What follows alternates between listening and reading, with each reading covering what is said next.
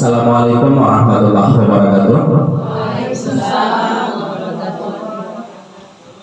Alhamdulillahirrahmanirrahim. Wassalatu wassalamu ala asrafil anbiya'i wal mursalin wa ala alihi wa ashabihi ajma'in.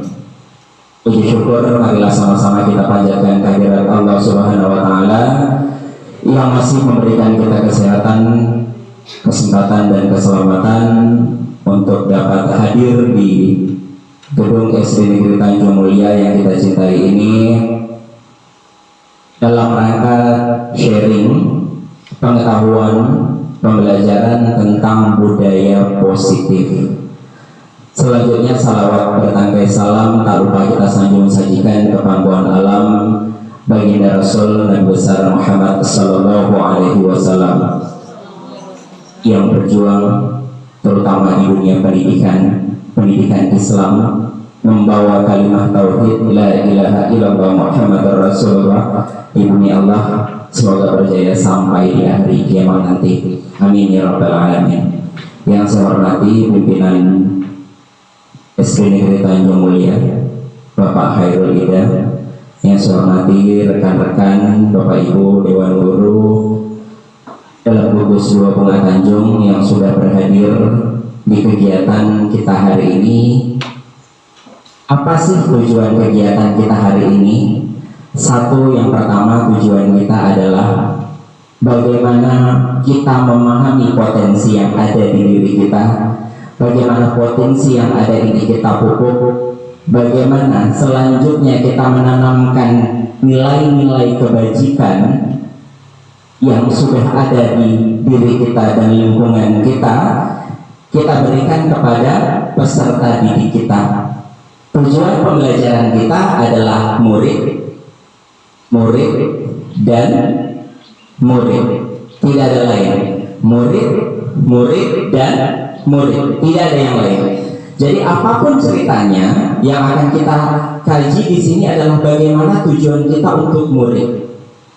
Apapun yang terbaik buat murid. Nah, hari ini kita mengenal dengan sebuah materi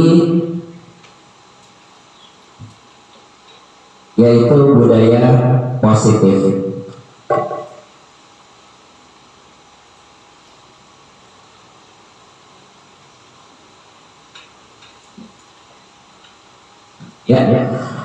Perkenalkan, materi kita adalah materi budaya positif. Ini adalah salah satu bagian dari materi di kegiatan pendidikan guru penggerak angkatan 5 yang sedang saya ikuti. Saya didampingi oleh Bapak pengajar praktik yang Bapak Ibu mungkin sudah kenal. Beliau adalah Bapak Muhammad Yasir. Ada yang kenal Bapak Ibu? Beliau tinggal di Seruai. Bapak Muhammad Yasir, guru SMA Negeri 1 Seruai. Beliau juga sebagai pendiri dari SDIT Qurani. Selanjutnya kami juga didampingi oleh Ibu Fasilitator, Ibu Agus Riani dari Pulau Kalimantan. Insya Allah kami selalu bersua setiap minggunya ada kegiatan tatap maya. Beberapa hari sekali kami harus mengikuti kegiatan tatap maya dan berjumpa dengan beliau melalui Meet. Yang pertama mungkin hari ini Ibu sebagai pemula, apa yang terbayang di benak ibu-ibu sekalian tentang budaya positif tadi? Dari kalimat ini, dari kata ini, apa yang terbayang di benak ibu-ibu? Boleh kasih masukan? Apa yang tidak boleh, Ibu? Kalau terbayang budaya positif, pasti teringat kebiasaan yang baik. Iya, bagus, tepat sekali. Yang lain, ada lagi? Budaya positif berarti bagaimana tadi Bu? Bisa diulang Bu? Kebiasaan yang baik. Kebiasaan yang baik. Budaya positif ini adalah bagaimana mewujudkan kebiasaan-kebiasaan yang baik ini menjadi sebuah pembiasaan, ya, menjadi sebuah pembiasaan, menjadi sebuah budaya. Kalau sudah kita pembiasaan itu dilakukan, lama-lama terbiasa, maka itu akan menjadi sebuah budaya. Baik Bapak Ibu, kita lanjut. Pertama, saya berikan pertanyaan pemantik dulu kepada ibu-ibu sekalian. Pertanyaannya adalah, apakah hukuman dapat mendisiplinkan anak? Coba kasih tanggapan ibu-ibu sekalian. Apakah hukuman dapat mendisiplinkan anak? Boleh kasih pendapat? Bisa atau tidak? Bisa. Terima kasih. Selanjutnya, pemberian hukuman dengan hal positif seperti membaca buku, membersihkan halaman sekolah, apakah dapat meningkatkan disiplin anak? Bisa. Pertanyaan ketiga, memberikan penghargaan dapat meningkatkan motivasi belajar anak. Misalnya begini Bu, misalnya siapa yang bisa mengerjakan soal ini, siapa yang bisa mengerjakan soal ini lebih dahulu, Bapak akan memberikan uang Rp1.000. Siapa yang bisa mengerjakan soal ini lebih dahulu, akan Ibu berikan permen. Apakah itu dapat meningkatkan? Memberikan penghargaan dapat meningkatkan motivasi belajar anak? Setuju? Setuju. Baik, kita akan cek pembelajaran kita hari ini. Kita akan samakan persepsi kita melalui kegiatan belajar hari ini. Apakah yang pertama tadi, hukuman itu mendisiplinkan anak? Kemudian apakah pemberian hukuman dengan hal yang positif dapat mendisiplinkan anak? Kemudian apakah penghargaan dapat juga meningkatkan motivasi belajar? Materi kita hari ini adalah tentang disiplin positif, nilai kebajikan universal, teori motivasi, hukuman, penghargaan, dan restitusi, kemudian keyakinan kelas, kebutuhan dasar manusia dan dunia berkualitas, restitusi, 5 posisi kontrol, dan segitiga restitusi. Baik, sekarang coba kita lakukan kegiatan berikut. Ibu-ibu sekalian, coba genggamkan tangannya sebentar. Genggamkan tangannya sebentar. Pikirkan di dalam genggaman tangan ibu adalah sesuatu yang sangat berharga bagi ibu. Sesuatu ini tidak boleh diberikan ke orang lain, ya. Tidak kita izinkan diminta sama orang lain dan harus kita miliki. Nah, sekarang pertanyaannya, bagaimana kalau sesuatu itu yang menjadi sebuah hal yang menurut kita hal yang paling berharga pada diri kita, kemudian orang lain di sebelah ibu, ayo coba rayu, misalkan ibu dirayu sama Ibu Sumarti, dirayu apakah akan diberikan atau tidak? Kira-kira diberi atau tidak? Rayu coba, misalkan ada benda di tangan ibu, kemudian benda itu berharga sekali, berlian misalnya, berlian. Kira-kira dirayulah di teman sebelahnya dengan sekuat tenaga, benda itu dibujuk, ya, dibujuk, kemudian diancam bila perlu. Kira-kira diberikan Bu? Tidak, ya. Dengan sekuat tenaga kita akan mempertahankannya. Apakah ibu bisa terpengaruh dengan orang lain? Tidak akan terpengaruh. Kalau saya bayar 100 juta, kalau enggak saya rayu, kalau enggak ibu kasih, nanti saya berikan hukuman. Bukan enggak? Tidak, ya. Nah, dari sini kita berpikir bahwasannya yang mengontrol tadi, yang mengontrol benda di tangan ibu atau kemauan ibu sendiri atau orang lain? Kita sendiri. Jadi yang mengontrol diri kita bukan orang lain. Kemudian ada di sini kata-kata membuat orang merasa bersalah. Ini adalah paradigma yang muncul dalam kehidupan kita saat ini. Ayo buka. Atau bagaimana? Nah, ini akan membuat orang merasa bersalah. Kita akan meyakinkan seseorang untuk tetap memberikannya. Kemudian kita punya kebiasaan di sini bahwa hal yang positif, efektif itu akan bermanfaat. Seperti yang kita cerita tadi, anak-anak, kalau kamu begini, dapat begitu, itu memberikan hal positif, ya. Tapi apakah itu bermanfaat? Nah, inilah yang biasa kita gunakan. Saya tidak mengatakan itu salah, tapi inilah yang biasa, yang selama ini kita gunakan untuk peserta didik kita. Kemudian orang dewasa memiliki hak untuk memaksa. Paksakan, ayo berikan, lakukan. Nah, itu juga termasuk bagian dari hal memaksa. Kita akan lanjut. Perhatikan di bagian berikut. Di bagian berikut ada disiplin positif. Teori kontrol atau teori pilihan oleh Dr. William Glasser ada beberapa hal. Yang pertama, Anda tidak bisa mengontrol orang lain, hanya Anda yang mengontrol diri Anda. Kejadian tadi, apakah kita dikontrol orang lain? Tidak. Kemauan kita dikontrol oleh kita sendiri. Semua perilaku punya tujuan. Nah, di sini ada teori motivasi, nanti kita akan bahas lebih mendalam teori motivasi. Kemudian model berpikir menang kalah, kolaborasi, konsensus menciptakan pilihan-pilihan baru.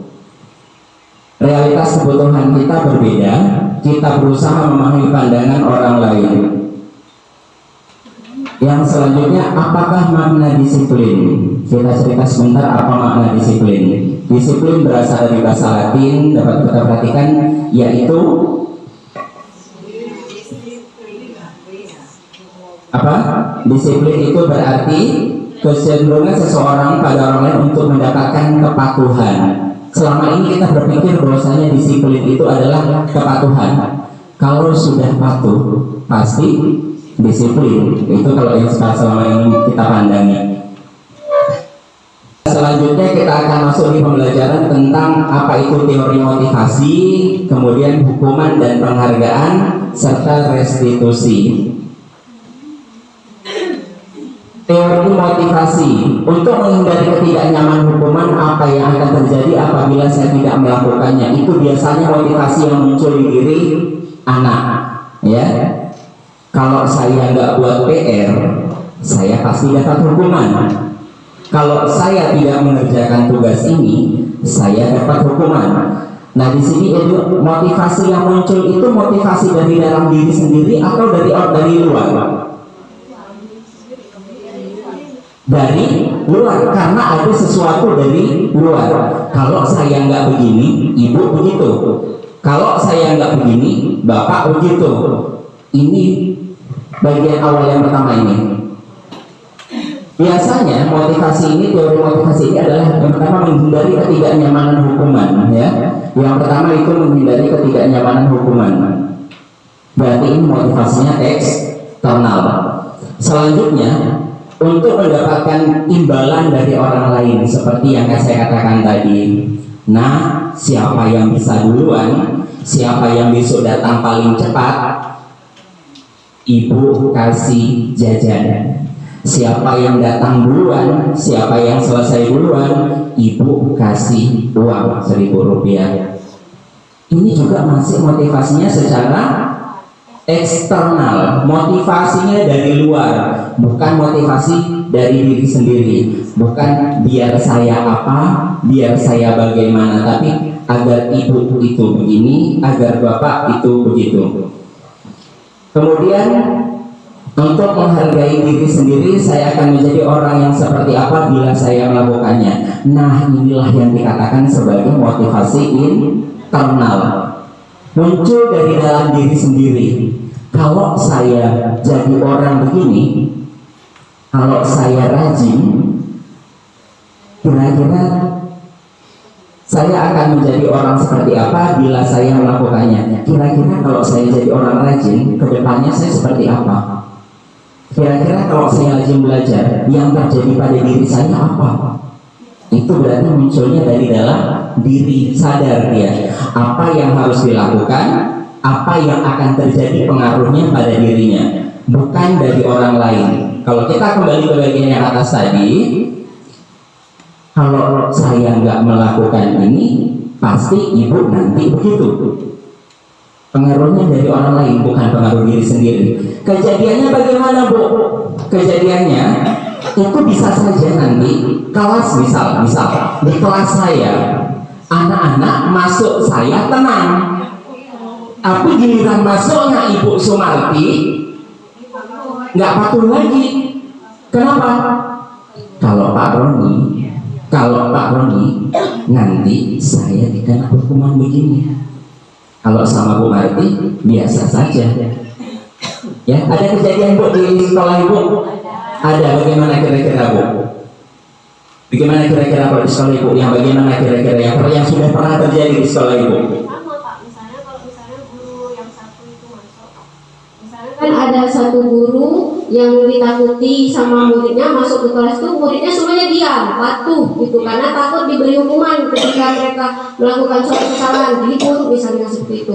Tapi kalau misalnya saya lah pribadi yang masuk ke kelas itu, karena mereka merasa saya ini gurunya biasa-biasa saja, atau saya kan tidak begitu memberi hukuman kepada anak-anak. Jadi kalau mereka itu ribut, ya biasa saja. Jadi dua guru ini menjadi perbandingan untuk murid-murid itu gitu. Ketika guru yang satu masuk, mereka menjadi takut, pendiam. Ketika saya yang masuk, mereka menjadi ribut gitu. Nggak ribut kali lah juga, tapi ribut lah. Jadi kalau menurut Ibu itu masih muncul akibat pengaruh dari orang lain atau pengaruh dari dirinya sendiri? Dari orang lain. Nah, seperti yang kita katakan tadi, kita sampaikan tadi ya Bapak Ibu, ternyata masih muncul kadang yang masih sering terbiasa itu, pembiasaan positifnya itu, hal yang positifnya itu muncul terkadang, tapi cuman karena ada pengaruh dari orang lain. Giliran orang yang berpengaruh tadi tidak ada, kembali ke habitat awal. Ya, anak murid tidak biasanya jarang terlambat, biasanya tidak pernah terlambat karena dipantau gurunya setiap hari, gurunya hadir di depan pintu duluan, tidak terlambat. Besok gurunya bilang, Bapak besok tidak hadir karena Bapak ada kegiatan di luar, di kantor dinas pendidikan Bapak ada kegiatan, mohon besok jaga kelasnya, besok akan masuk ibu guru pengganti yang masuk. Apa yang terjadi besoknya? Anaknya datang santai. Pak Roni nggak masuk hari ini, aman. Kemudian kembalilah ke habitat awal tadi, ini Bapak Ibu sekalian. Menurut Hajar Dewantara, merdeka itu tidak terlepas dari perintah, akan tetapi cakap juga buat memerintah diri sendiri. Nah, bagaimana hal yang tadi itu akan berubah menjadi dia mematuhi perintah, tapi bukan karena orang lain, tapi karena diri sendiri. Seperti kata Hajar Dewantara, merdeka itu bukan hanya terlepas dari perintah, tapi mampu memerintah diri sendiri. Itu baru namanya merdeka. Nah, sekarang kita masuk ke bagian berikutnya, restitusi. Pernah dengar istilah restitusi, Bu? Sudah? Belum? Nah, kalau belum, kita dengarkan hari ini istilah restitusi. Restitusi adalah proses menciptakan kondisi untuk murid memperbaiki kesalahan mereka sehingga mereka bisa kembali pada kelompok mereka dengan karakter yang lebih kuat. Kemudian restitusi merupakan proses kolaborasi yang mengajarkan murid untuk mencari solusi untuk masalah mereka dan membantu murid berpikir tentang orang seperti apa yang mereka ingin menjadikan dirinya atau tujuan mulia bagi dirinya, dan bagaimana mereka harus memperlakukan orang lain. Nah, di sini berarti harus kita akan mencoba mengarahkan murid kita menjadi orang yang sadar dengan dirinya, bagaimana memperbaiki dirinya, dan bagaimana juga menghargai orang lain. Nah, inilah teori restitusi. Ciri-cirinya bukan untuk menebus kesalahan, tapi untuk belajar dari kesalahan, memperbaiki hubungan, memberikan tawaran, bukan paksaan. Kemudian menuntun untuk melihat diri ke dalam. Kalau terjadi pada diri saya bagaimana? Kemudian mencari kebutuhan dasar yang mendasari tindakan. Restitusi diri juga cara yang paling baik, fokus pada karakter bukan tindakannya, kemudian pada solusi, bukan mengatasi masalahnya saja tapi solusi, jalan keluar yang terbaik. Mengembangkan atau mengembalikan murid yang berbuat salah pada kelompoknya. Kita masuk ke keyakinan kelas sebentar. Nanti ada kaitan restitusi dengan keyakinan kelas. Pernah buat peraturan kelas Bapak Ibu? Pernah. Bisa minta contoh satu bunyi peraturan kelasnya Ibu? Peraturan di kelas. Pernah buat peraturan di kelas? Coba Pak. Ada peraturan sekolah Bu ya? Ada. Berarti kan ada aturan kelas. Iya. Kalau ada aturan kelas, coba kasih satu contoh. Kasih satu contohnya Bu. Berdoa. Tidak boleh makan yang berat. Oh, iya. Tidak boleh makan yang Boleh. Tanggung jawab. Tanggung jawab. Oke. Tanggung jawab. Selanjutnya, Ibu tadi tidak boleh makan. Alat kelas, kemudian data yang piket harus datang 15 menit sebelum piket, sebelum masuk ke sekolah. peraturan kelas, tidak boleh makan dalam kelas tadi katanya. Yang piket harus datang lebih awal. Ibu Suryani tadi bertanggung jawab. Nah, kita akan perhatikan apa perbedaannya. Kita buat peraturan kelas.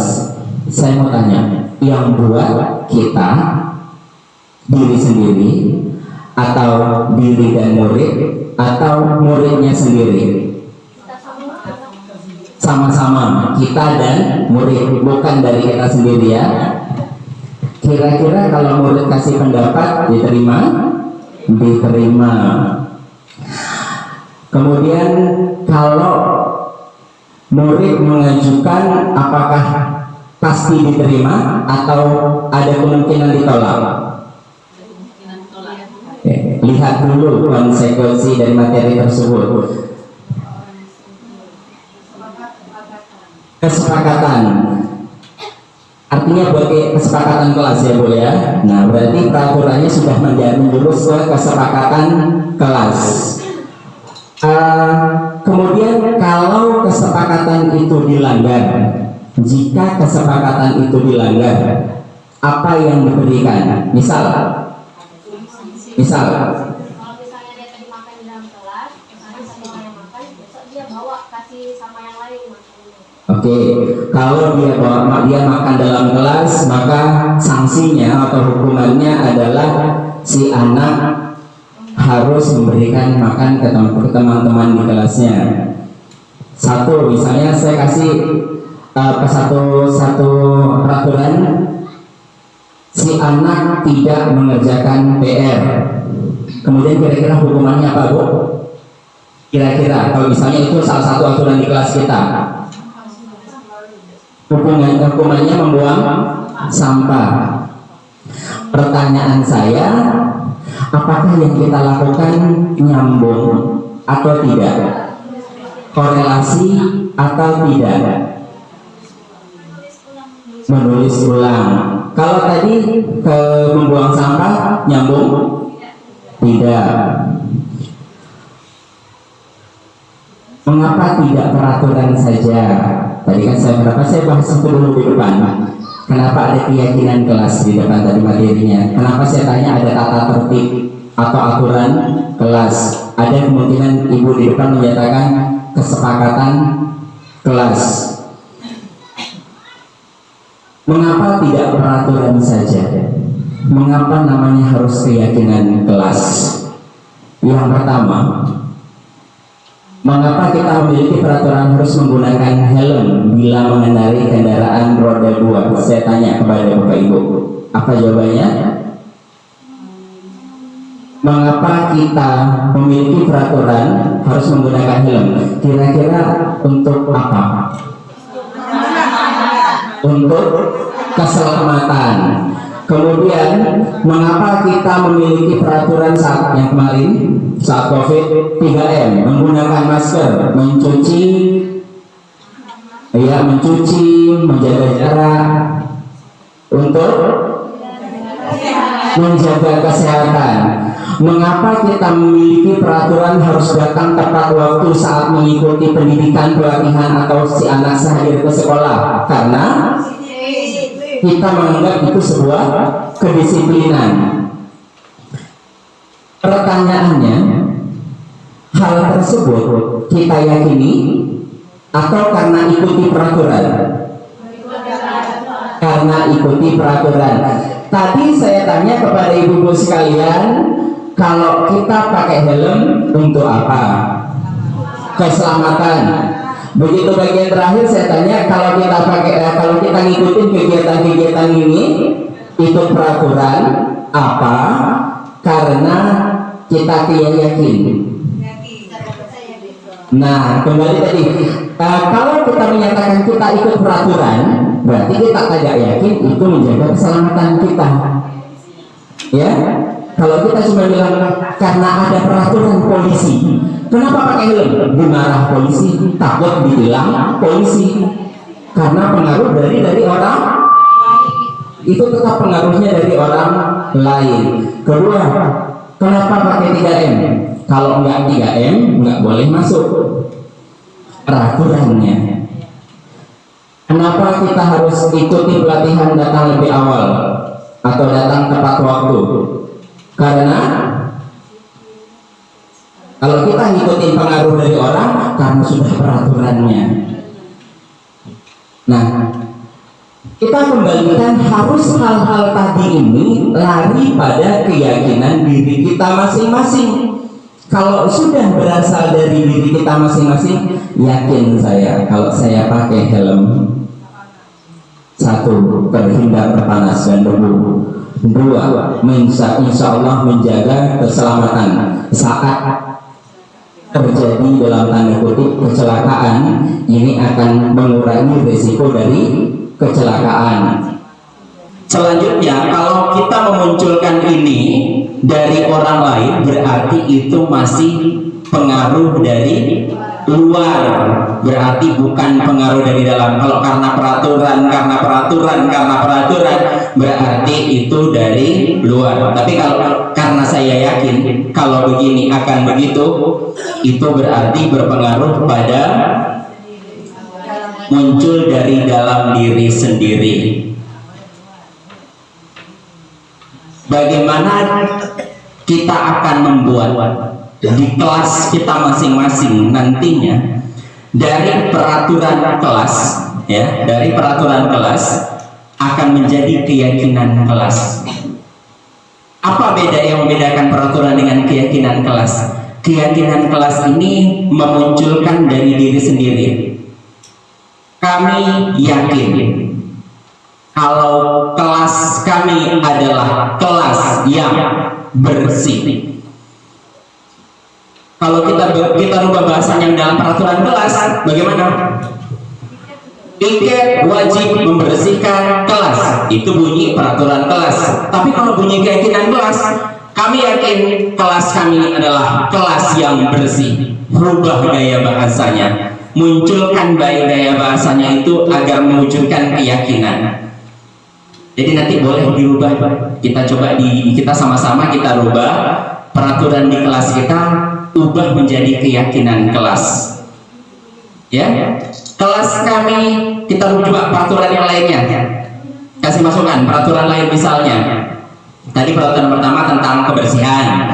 Kalau bunyi peraturannya bisa piket wajib membersihkan kelas, papan tulis dan seluruh lingkungan di sekitar ruang kelas. Kemudian bunyinya berubah dalam keyakinan kelas akan menjadi kami yakin kelas kami adalah kelas yang bersih. Ya kan, ya kalau sudah kita yakin berarti akan munculnya dari dalam diri kita, Ibu. Boleh mungkin kalimat yang lain, tapi prinsipnya tetap menunjukkan itu menumbuhkan dari dalam diri sendiri. Boleh, bahasanya diandalin. Coba kasih satu contoh lagi. Itu bahasa peraturannya. Kalau bahasa keyakinannya, kalau bahasa peraturannya kira-kira begini: mengangkat tangan sebelum memberikan pertanyaan atau jawaban. Kira-kira bunyi keyakinan kelasnya bagaimana? Kami yakin kami mampu menghargai orang lain, menghargai diri sendiri dan orang lain. Mana buktinya Bapak? Waktu kita mau, kalau kita tidak angkat tangan, berarti kita nggak menghargai orang. Orang sedang berbicara, orang sedang memberikan pendapat, tiba-tiba kita nyelonong. Menurut saya bukan itu. Misalnya saat diskusi, atau kita saat memberikan pertanyaan di kelas. Ciri-ciri makhluk hidup. 1. Si Alsio bernafas. Nah, kita pun istilahnya bagaimana, Bapak Ibu? Kita akan muncul kurang dihargai rasanya. Kita belum selesai ngomong, si anak langsung menjawab. Kemudian begitu juga yang lainnya, si A sedang berbicara mengatakan bernafas, yang satu bergerak langsung. Nah, tapi kalau munculkan dengan cara saya Bu, oh iya silakan, bernafas, bagus. Ada yang lain, saya Bu. Nah, itu akan memunculkan yang pertama, menghargai diri sendiri dan orang lain. Bahasanya bisa kita rubah. Yang lain boleh. Kira-kira apa peraturan yang kita rubah gaya bahasanya menjadi bahasa? Kami yakin kami murid yang tidak ribut. Kami yakin kami murid yang tidak ribut. Ya, untuk disiplin. Mungkin tidak ributnya bisa diganti. Kami yakin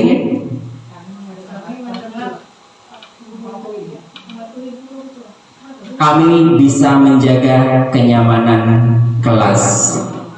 Ya, kelas kita menjadi nyaman. Ya, seperti itu. Nanti bisa kita diskusikan selebihnya. Kemudian dengan keyakinan kelas kita tadi akan lahirlah lingkungan positif di kelas kita. Dari lingkungan yang positif tadi, kemudian apa pengaruh besar yang selanjutnya? Di sekolah kita akan tumbuh budaya-budaya positif. Ya.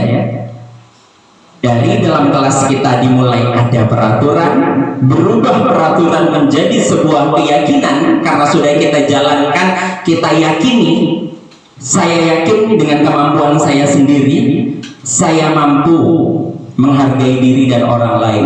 Nah, kemudian apa yang terjadi? Dalam lingkungan sekolah ini akan tumbuh budaya positif, lingkungan yang positif. Di kelas kita tumbuh lingkungan positif, di kelas B muncul lingkungan yang positif, di kelas C muncul lingkungan yang positif. Lingkungan-lingkungan yang positif akan membawa kepada budaya sekolah yang lebih positif. Selanjutnya, kalau tadi kita cerita seperti itu, sekarang kita coba perhatikan di depan. Saya minta berikan tanggapannya.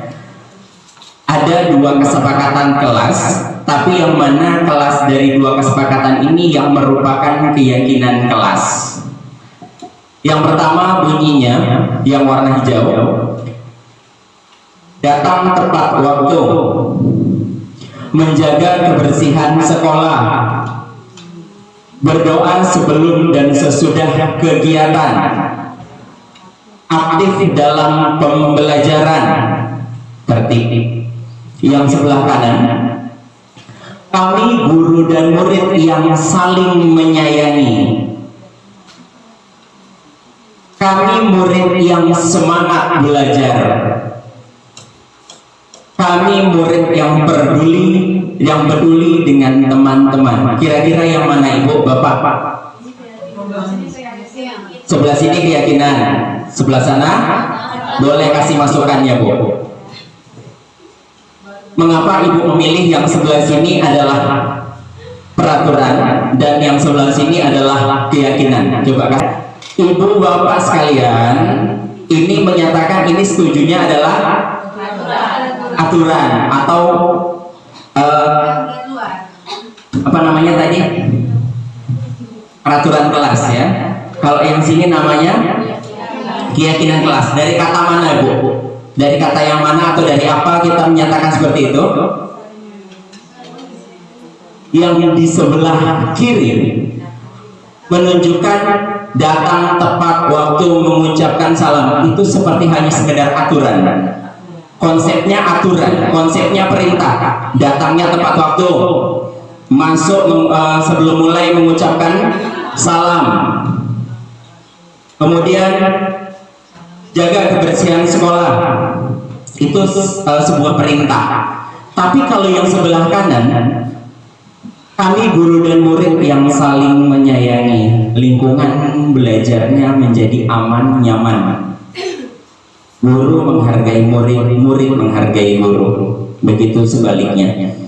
Kami murid yang semangat belajar, mereka yakin. Kami murid yang semangat belajar, muncul keyakinan di sini. Artinya dia yakin, dia semangat dalam belajar. Kemudian kami murid yang peduli dengan teman-temannya, muncul empati, peduli dengan lingkungan, muncul empati, peduli dengan teman. Nah, sekarang kita perhatikan di sini. Kalau bunyi peraturan, selalu kembalikan buku ke tempatnya, itu bunyi peraturannya. Bagaimana kalau kita rubah, kalau prinsip ini memimpin, mewujudkan apa dalam keyakinan kelas? Dalam keyakinan kelasnya, hal ini menunjukkan tanggung jawab, memupuk tanggung jawab. Kemudian di peraturannya dilarang mengganggu orang lain.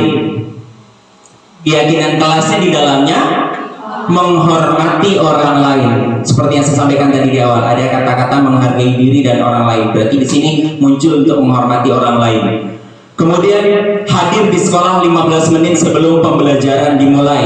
Berarti ini juga menghormati orang lain, punya komitmen, punya tujuan sendiri. Dilarang melakukan kekerasan, menghormati orang lain juga. Dilarang menggunakan narkoba, yakin dengan kesehatan. Kalau kita rubah dengan keyakinan kelas, kami yakin kami akan mampu menjaga kesehatan dan menghindari obat-obatan terlarang. Misalnya seperti itu bunyi keyakinan kelasnya. Kemudian bergantian dan menunggu giliran, menghormati orang lain. Kita bisa ringkas saja, ini dengan yang di atas tadi masih menghargai diri dan orang lain. Kemudian menggunakan masker. Misalnya seperti beberapa waktu lalu, sekolah kita prinsipnya tetap wajib menggunakan masker. Jadi kami yakin kami menjaga kesehatan dan keselamatan. Kami siswa dan guru yang menjaga kesehatan dan keselamatan. Nah tadi bahasa dari Bu Ros kan, boleh nggak bahasanya nggak pakai kata yakin? Boleh Bu Ros, seperti yang saya katakan tadi boleh. Kemudian jangan berlari di depan kelas atau koridor. Ini untuk apa? Keselamatan si anak juga. Kami yakin kami mampu menjaga keselamatan diri. Kalau dia lari-lari, apa munculnya? Terjatuh.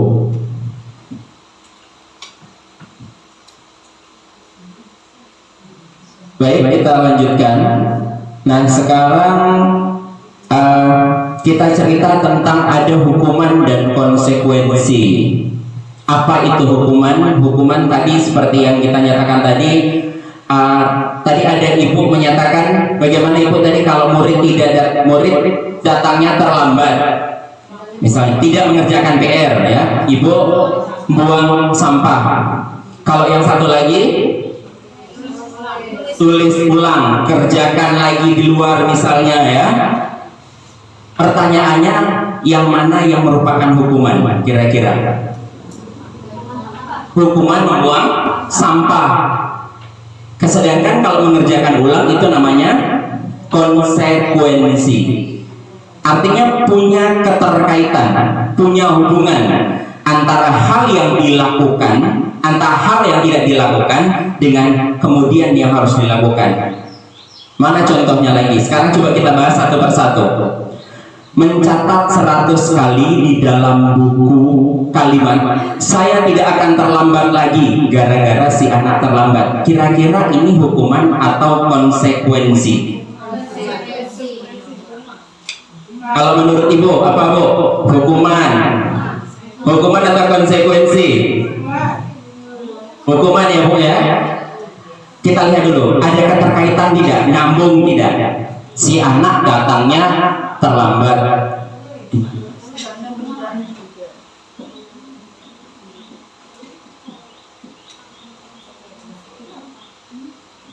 Ya.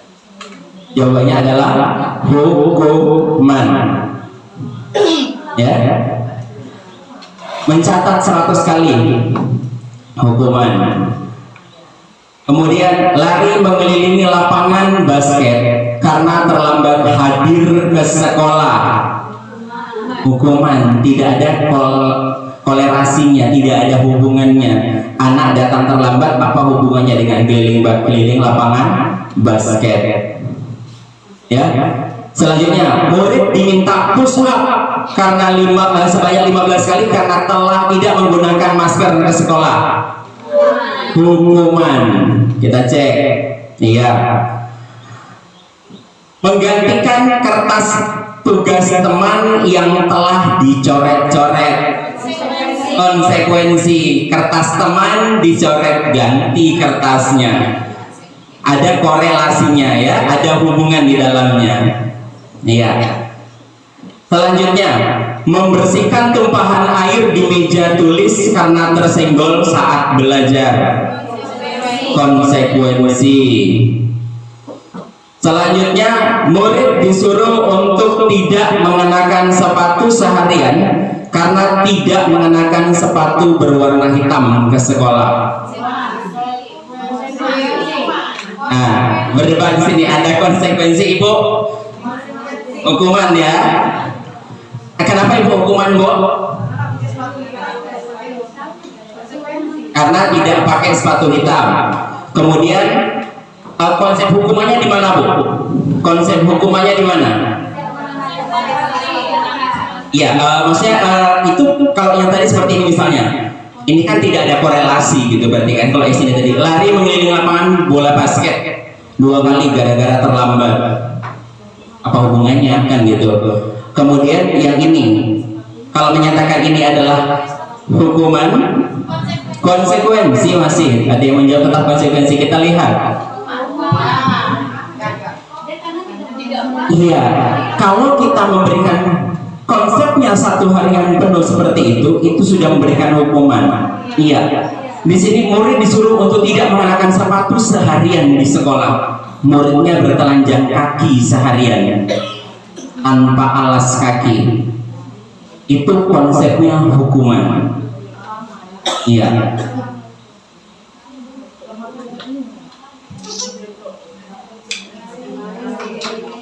Lari mengelilingi lapangan basket 2 kali karena terlambat 10 menit pelajaran PJOK.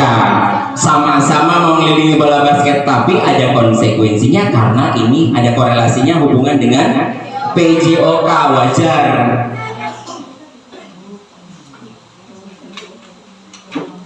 Si murid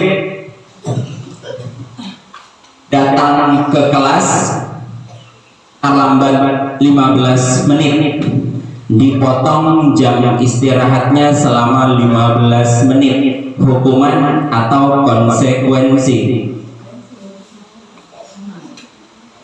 Murid masuk ke sekolah kita kira-kira, iya, masuk ke sekolah kita kira-kira jam 7:30, wajib masuk 7:30. Si anak datang jam 7:30 lebih 10 menit, ya, jam pembelajaran sudah dimulai.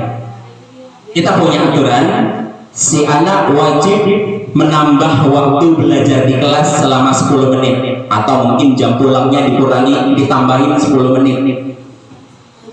Konsekuensi, ada korelasinya. Jam yang dimakan karena keterlambatan harus ditambahkan kembali. Selanjutnya, apa yang terjadi? Apa yang muncul dari kita cerita tadi tentang hukuman dan konsekuensi? Hukuman sesuatu yang menyakitkan dan harus terjadi. Itu yang terjadi pada diri anak, Bapak Ibu. Kalau kamu tadi apa kita cerita tadi, misalnya terlambat lari keliling lapangan, itu rasanya hal yang menyakitkan, tapi hal itu harus terjadi karena sudah peraturannya. Kalau di konsekuensi, hanya sesuatu yang harus terjadi. Datang terlambat, kamu nambah waktu 15 menit, itu harus terjadi karena kamu sudah terlambat. Tapi itu tidak memberikan hukuman, tidak memberikan efek menyakiti, tidak memberikan menyakiti kepadamu. Kemudian membuat anak sakit baik fisik maupun hatinya. Kalau kita memberikan hukuman, akan muncul rasa kesal di dalam hati, sakit hati. Mungkin juga fisik, bisa juga sakit. Kemudian kalau di konsekuensi, membuat anak merasa tidak nyaman hanya dalam waktu pendek. Hari ini telat dapat waktu pulang lebih lambat, ya udah. Tapi tidak ada muncul istilahnya sakit hati lagi di dalamnya. Itu karena konsekuensinya seperti itu. Kemudian anak membenci kedisiplinan. Anak jadi benci dengan disiplin. Tapi kalau dengan konsekuensi, anak menjadi menghargai disiplin. Jadi hargai waktu. Kalau saya mau pulang lebih cepat, pulang normal, hadir harus normal, tepat waktu. Hukuman sifatnya paksaan, harus. Sedangkan konsekuensi munculnya stimulus atau tanggapan dari murid. Konsep diri yang buruk, konsep diri yang baik di konsekuensi. Mencoba membangkitkan dari diri sendiri. Kemudian anak belajar untuk menyembunyikan kesalahan. Kamu datang terlambat tadi? Enggak Pak, saya tadi nggak terlambat, saya beli jajan dulu di situ, barusan Pak disuruh karena ngambil barang di situ. Jadi memunculkan untuk kebohongan dia. Bagaimana nutupin agar tidak muncul kesalahannya tadi. Sedangkan di sini akan memunculkan belajar untuk mematuhi peraturan. Selanjutnya, anak akan marah, mungkin muncul rasa bersalah, dipermalukan, merasa nggak dihargai. Apa yang muncul selanjutnya di konsekuensi? Kehilangan hak, dibuat tidak nyaman saja, diasingkan hanya untuk sementara. Nah, sekarang kita lari ke restitusi. Tadi kita sudah sedikit menyinggung restitusi. Ada di sini identitas gagal, identitas sukses. Ternyata kalau hukuman itu bisa kita nyatakan sebagai identitas yang gagal. Sedangkan restitusi dan konsekuensi itu identitas yang sukses. Kita bisa perhatikan di sisi ini. Hukuman menyakitkan dan harus terjadi. Konsekuensi sesuatu yang harus terjadi. Tapi restitusi pilihan. Apa yang terjadi atau tidak. Nah, kita lihat di perilaku di murid, anak akan tersakiti. Di konsekuensi, anak masih tidak tersakiti, tapi dibuat tetap tidak nyaman. Dengan konsekuensi tadi, tetap masih kurang nyaman, walaupun tidak tersakiti. Datang terlambat, cuman pulangnya saja yang lambat, tapi tidak ada hukuman secara fisik. Kalau di restitusi, masalah akan terpecahkan.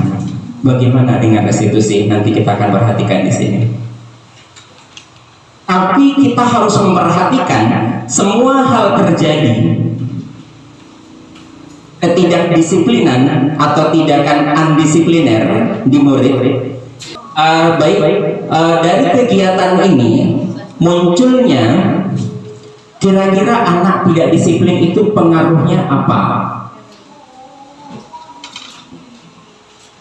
Ya, pengaruh anak tidak disiplin itu apa?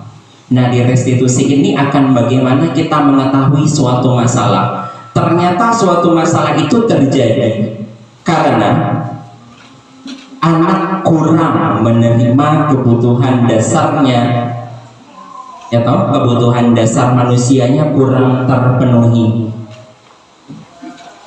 Ya, kita punya kebutuhan dasar, setiap kita punya kebutuhan dasar. Anak di sekolah, hadir ke sekolah banyak macam sifatnya. Si A datang ke sekolah sering mengganggu kawan, asik kawan belajar diganggu, senggol sana senggol sini si kawan. Kita telusuri apa penyebabnya. Ternyata penyebabnya itu salah satunya si anak di rumah kurang perhatian dari orang tua. Usaha dia di sekolah mencari perhatian dari guru dan temannya di sekolah. Itu salah satu kebutuhan anak ternyata yang kurang terpenuhi.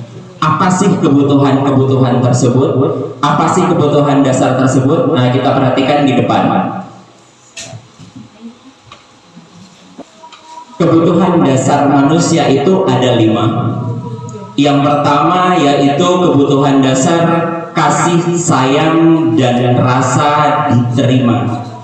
Seperti yang saya katakan tadi, mungkin itu terjadi karena kurangnya kasih sayang atau kurang diterimanya dia di dalam lingkungan keluarga. Kemudian ada juga kita lihat nanti penguasaan. Mungkin dia ingin anaknya yang sifatnya ingin menang sendiri, anaknya sifatnya ingin menjadi yang terbaik ke depan. Nah, itu berarti mungkin ada juga pengaruh dari penguasaan. Muncul kurang penguasaan di dalam dirinya yang kurang terpenuhi. Ada juga kebebasan. Selama ini anak dikekang di rumah, tidak diberikan kebebasan, tidak ada waktu bermain, hanya waktu bekerja. Mungkin di sekolah dia mengganggu kawan, itu karena mewujudkan dirinya ingin menjadi lebih bebas. Jadi banyak hal yang tadi seperti kita lihat dalam hukuman-hukuman tadi, itu sebenarnya pengaruh anak yang tidak disiplin atau indisipliner. Tindakan tersebut muncul karena kurangnya dari 5 ini. Mungkin yang poin kelima, poin keempat, kesenangan. Ingin mewujudkan kesenangannya. Anak di dunianya, anak di rumah belum masuk ke dalam dunianya, dunia anak-anak, dunia bermain. Kesenangannya belum terpenuhi. Jadi di sekolah dia mewujudkan bagaimana mewujudkan kesenangannya. Misal main ke kantin, atau nggak di kantin, di kelas ada buku, nggak ada guru, tidak ada guru di kelas, lempar-lemparan buku, lempar-lemparan pulpen. Itu sebenarnya si anak hanya ingin mewujudkan kesenangannya. Kita bisa tanya mungkin di situ, kenapa anak seperti itu? Enjoy ya, enak ya anak, enak bu, enak pak, asik rasanya main-main seperti itu. Nah, itu berarti ada unsur di dalam diri dia kesenangan yang belum terpenuhi. Kemudian ada juga di dalam kelas misalnya, ini masuk ke poin kelima, bertahan hidup. Anak berkelahi dengan orang lain, si A berkelahi dengan si B. Si A diganggu sama si B.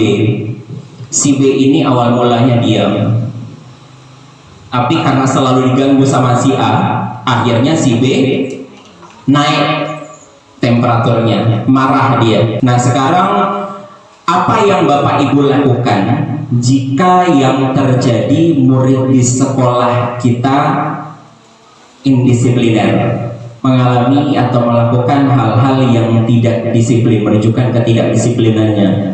Nah, sekarang kita akan masuk ke materi berikutnya, yaitu 5 posisi kontrol. Bagaimana posisi kita sebagai seorang guru terhadap murid kita. Yang pertama ada sebagai penghukum. Kita coba perhatikan kan, kira-kira kita masuk di posisi kontrol yang mana selama ini.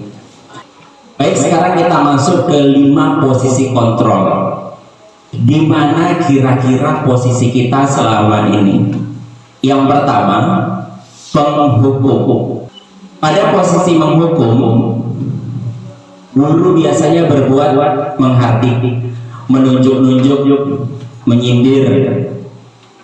Apa yang biasa kita katakan kalau di posisi kita sebagai penghukum? Kalau kamu tidak melakukannya, awas ya.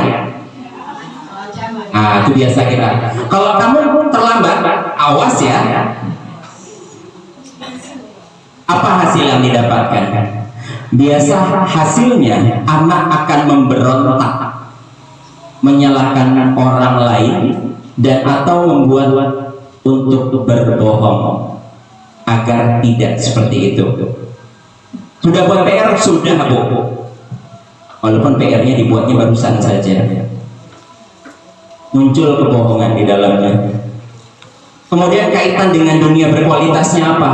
Murid akan meletakkan guru di luar dunianya.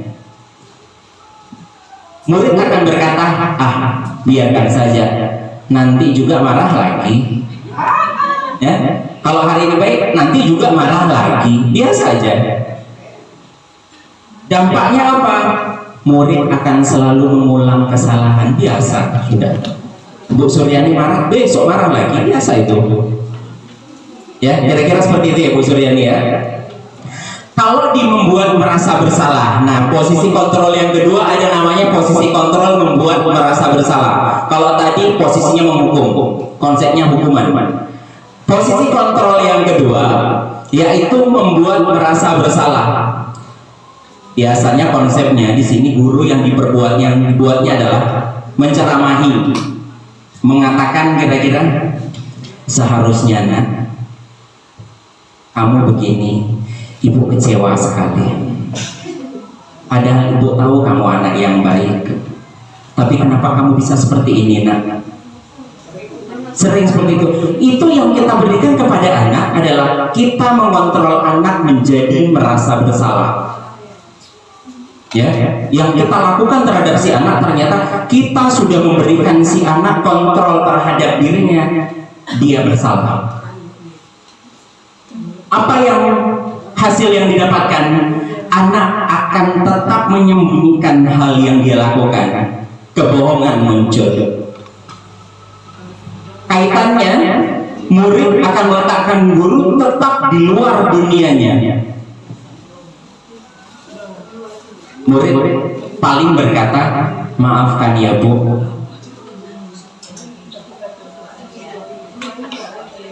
Efek yang muncul di dalam diri, kalau tertanam itu di dalam diri, rendah hati. Saya sudah mengecewakan Bu Suryani. Rendah hati jadinya. Gara-gara saya Ibu Suryani seperti ini. Nah, jangan seperti itu nah. Kalau kelas kita seperti ini, nanti ibu dimarah sama kepala sekolah. Ya, muncul rasa bersalah di dalam diri anak. Iya ya, gara-gara kita Ibu Suryani dimarah sama kepala sekolah. Kira-kira bagus atau tidak itu Bu? Masih tidak bagus. Yang pertama tadi lebih parah tidak bagusnya. Masuk ke yang ketiga. Terkadang posisi kontrol kita ini menjadikan kontrol kita seperti seorang teman. Membuat alasan untuk murid. Biasa kita lakukan seperti ini. Ayo lakukan ini nak demi bapak. Ayo kita lakukan ini ya demi ibu. Nah, kemudian apa lagi? Masa kamu tidak mau? Ingat tidak, ibu pernah bantu loh. Ingat tidak, bapak pernah bantu. Masa enggak mau? Kita kontrolnya seperti dengan teman sendiri. Bantu aku lah. Kalau dengan teman sendiri kan seperti itu. Bantu aku lah. Kemarin kan kau bantu. Hari ini kau bantu aku lah. Nah, seperti itu kira-kira menjadikan diri kita sama seperti teman si anak. Posisi kontrol ini sudah menuju ke arah yang lebih bagus. dibanding posisi kontrol pertama dan kedua. Kita sudah mengontrol murid menjadi untuk melakukannya, munculkan intuisi ini sudah mulai nampak di sini. Tapi apa yang muncul? Ketergantungan. Anak tergantung dengan si guru tadi masih. Murid berkata, saya pikir Bapak Ibu teman saya, ternyata seperti itu.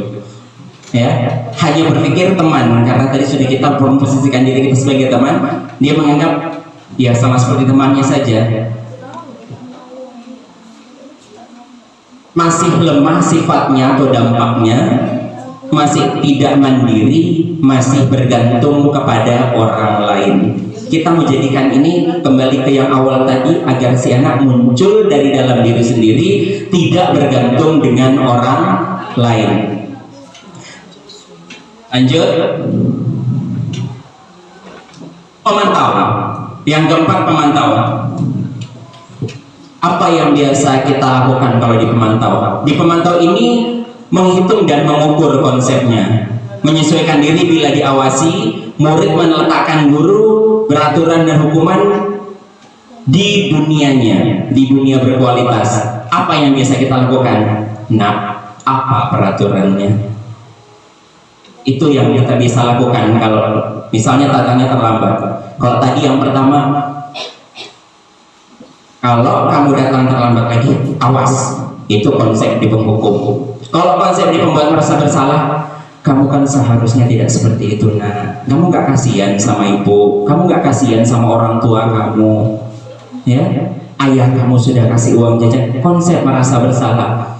Kalau yang ketiga di teman, ayolah, besok jangan terlambat lagi, ya. Kemarin kan sudah ibu bantu, sudah bapak bantu. Bagaimana cara? Udah. Posisi yang keempat, apa peraturannya, nak? Kamu terlambat hari ini, apa peraturannya, nak? Peraturannya harus begini, Pak. Lakukan. Itu posisinya guru menjadi posisi kontrol sebagai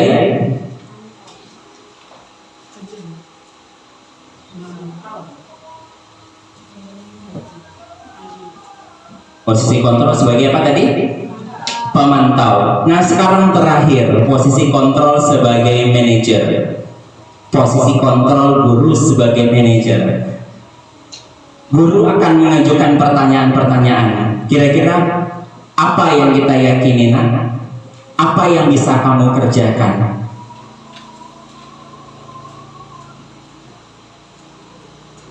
Ya, apa yang bisa kita yakini? Apa yang kamu kerjakan?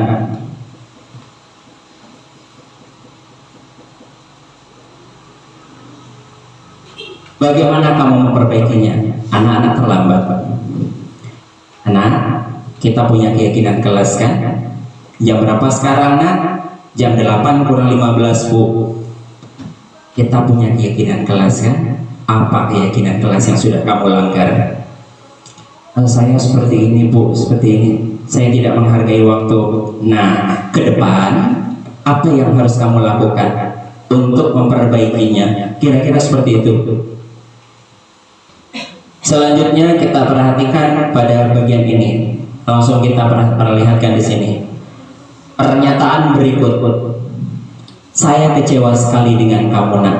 Ini masuk ke dalam posisi guru sebagai membuat merasa bersalah.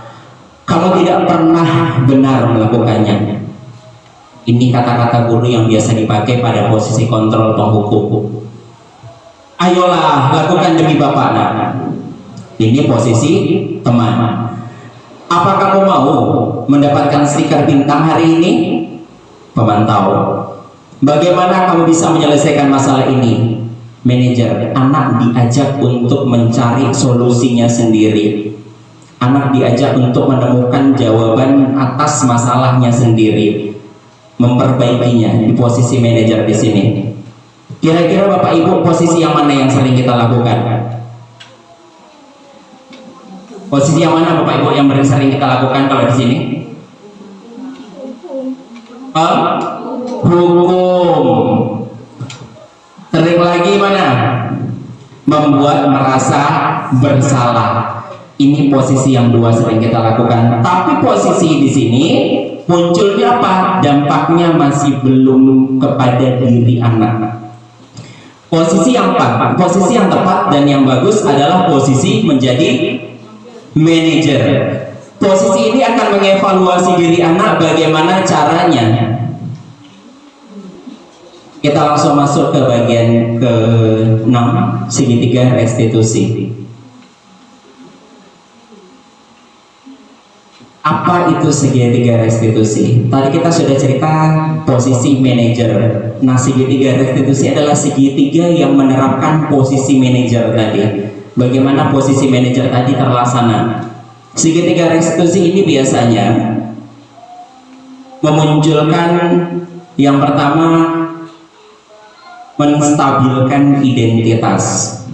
Yang kedua, validasi kebutuhan atau validasi tindakan, dan yang ketiga menanyakan keyakinan. Bagaimana prosesnya? Kira-kira seperti ini. Yang pertama, menstabilkan identitas. Yang terjadi misalnya gurunya berkata, berbuat salah itu manusiawi, nak. Tidak ada manusia yang sempurna. Bapak juga pernah berbuat salah. Kita menstabilkan anak atas kesalahannya. Kita pasti bisa menyelesaikan masalah ini. Bapak tidak tertarik untuk mencari tahu siapa yang benar, siapa yang salah. Bapak ingin kita sama-sama menyelesaikan masalah ini. Kalau kamu menyalahkan dirimu sendiri terus-menerus, apakah kamu bersikap baik pada dirimu sendiri? Nah, ini memunculkan anak-anak menumbuhkan stabil dalam identitas kesalahan dia. Memang si anak bersalah, tapi kita harus munculkan dulu, menstabilkan dulu atas kesalahan yang dia lakukan. Selanjutnya, validasi kebutuhan. Dari yang tadi akan muncul jawaban anak. Dari pertanyaan-pertanyaan guru di identitas tadi, distabilkan identitas, akan muncul jawaban anak. Kemudian lari kita ke validasi kebutuhan. Bagaimana dengan validasi kebutuhan? Di validasi kebutuhan biasa yang dilakukan guru kira-kira, kamu bisa saja kan melakukan hal yang lebih buruk dari ini, tapi kamu tidak melakukannya kan? Kira-kira guru berbuat seperti itu. Anak berkelahi. Berkelahi tadi nak ya? Iya Pak. Bapak juga pernah berbuat kesalahan. Mungkin Bapak dulu juga di SD pernah berkelahi seperti kamu. Tapi hari ini Bapak nggak mau mencari tahu siapa yang benar, siapa yang salah. Bapak bukan mau cari kamu, mengatakan kamu salah, juga bukan mengatakan teman kamu yang benar. Kamu sudah berbuat seperti itu. Bisa saja kamu buat hal lebih buruk, pasti kan? Bisa Pak. Tadi saya hampir pukul teman saya Pak di wajahnya. Ada lain-lain jawaban anak. Apa kira-kira kata-kata guru lagi? Kamu pasti punya alasan untuk melakukannya nak. Apa yang penting bagi kamu? Kamu boleh tetap berusaha menjaga sikap itu, tapi tambahkan sikap yang lain. Nah, biar menjurus ke yang baru, kita tuntun ke hal yang lebih baiknya. Selanjutnya, pas bagian terakhirnya di segitiga restitusi ini adalah menanyakan keyakinan. Guru berkata, kira-kira apa nilai yang kita percayai nak di sekolah kita? Nilai-nilai universal apa yang telah kita sepakati? Kelas yang ideal itu seperti apa sih? Kira-kira contohnya seperti ini Bapak Ibu. Kalau segitiga restitusi ini kita terapkan, Amir, murid kita datang terlambat. Kemudian kita amati saja dulu. Setelah diamati, kita panggil si Amir. Kemudian kita panggil si Amir. Amir, tadi terlambat nak ya? Iya Pak. Jam berapa bangunan? Jam 7 Pak. Jadi kenapa jam berapa kita sekolah kita? Jam 7.30. Berarti Amir terlambat berapa menit? Hari ini Amir terlambat 5 menit tadi Pak umpamanya kan. Nah kemudian kita tanya si anak, kita tuntun si anak. Amir, tidak apa-apa hari ini Amir berbuat salah.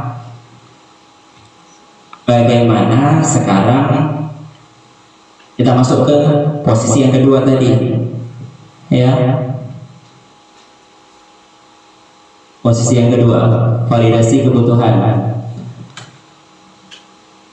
Kamu pasti punya alasan kenapa bisa terlambat, nah. Tadi malam Pak nonton TV sampai malam. Tadi malam Pak nonton game, main game sampai malam. Kemudian lanjutnya, apakah kamu sudah melanggar keyakinan kelas kita, nak? Sudah. Keyakinan kelas yang mana sudah kamu langgar? Ini. Apakah kamu bisa memperbaikinya? Bisa. Kira-kira bagaimana memperbaikinya? Nanti malam Pak, mulai nanti malam saya tidur lebih awal. Nah, disinilah bagian yang seperti inilah menggiring anak menyelesaikan masalahnya sendiri. Bukan guru yang mencari jawaban masalahnya. Nah, nanti malam begini, kamu begini. Tapi guru cari tahu sendiri. Bagaimana nak biar tidak terlambat lagi? Biar tidak terlambat lagi Pak, saya akan tidur lebih awal. Bagus. Apalagi yang kamu lakukan? Yang saya lakukan Pak, agar tidak terlambat lagi, memasang alarm. Baik Bapak Ibu sekalian, tadi kita sudah cerita dari awal panjang lebar tentang mulai dari bagaimana menanamkan keyakinan kelas. Dari keyakinan kelas itu akan memunculkan jiwa dari dalam jiwa si anak itu, apa namanya, motivasi yang muncul dari diri anak sendiri atau motivasi intrinsik, melakukan sesuatu bukan karena pengaruh dari orang lain atau karena orang lain, tapi pengaruhnya dari diri sendiri. Kalau saya tidak melakukan ini, yang terjadi pada diri saya adalah ini. Bukan karena ibu ini memberikan hukuman, bukan karena bapak itu memberikan hukuman. Kemudian kita belajar juga tentang bagaimana hukuman-hukuman tersebut larinya sebenarnya karena indisipliner tersebut itu muncul karena si anak ingin memenuhi kebutuhan dasarnya, yang 5 kebutuhan dasar tadi. Nah, kemudian bagian terakhir kita punya 5 jenjang atau 5 tahapan, 5 model dari kontrol guru terhadap murid. Ada kontrol sebagai penghukum, ada kontrol sebagai pembuat merasa bersalah, ada kontrol sebagai teman, kemudian ada kontrol pemantau, dan yang terakhir kontrol sebagai manajer. Kontrol mana yang paling bagus Bapak Ibu? Manajer. Insya Allah bisa menjalankannya?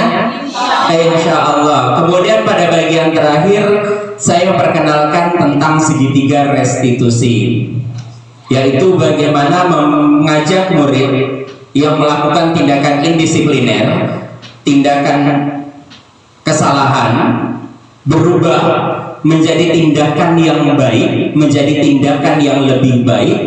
Caranya adalah memunculkan dari dalam diri anak sendiri, bukan pengaruh dari guru. Apa keyakinan kelas yang telah dilanggarnya, kemudian bagaimana cara memperbaiki kesalahan terhadap keyakinan kelas tersebut. Baik Bapak Ibu, nanti kalau ada pertanyaan lain kita diskusikan di lain waktu dan lain kesempatan.